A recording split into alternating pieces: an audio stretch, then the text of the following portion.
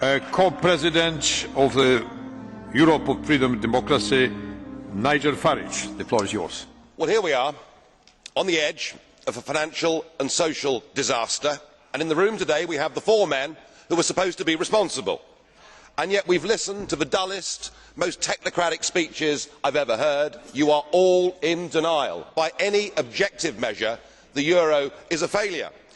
And who is actually responsible? Who's in charge out of you lot? Well, of course, the answer is none of you, because none of you have been elected, none of you actually have any democratic legitimacy for the roles that you currently hold within this crisis. And into this vacuum, albeit reluctantly, has stepped Angela Merkel.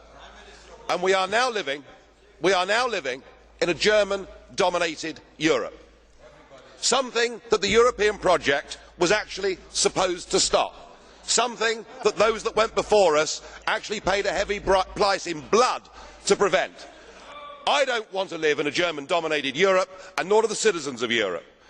But you guys have played a role, because when Mr Papandreou got up and used the word referendum, or Mr Rehn, you described it as a breach of confidence, and your friends here got together like a pack of hyenas, rounded on Papandreou, had him removed and replaced by a puppet government. What an absolutely disgusting spectacle that was. And not satisfied with that, you decided that Berlusconi had to go.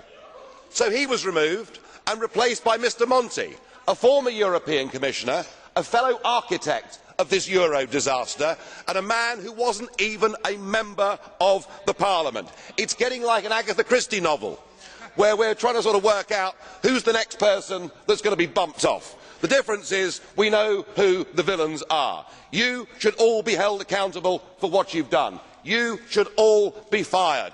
And I have to say, Mr Van Rompuy, 18 months ago when we first met, I was wrong about you.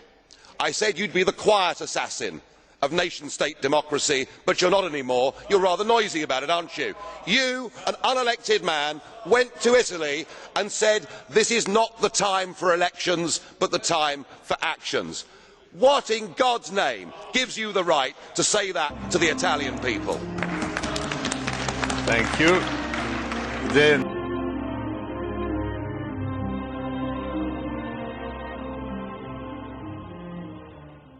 What is the most commonly used word in association with the euro? No, it's not failure, though it could be.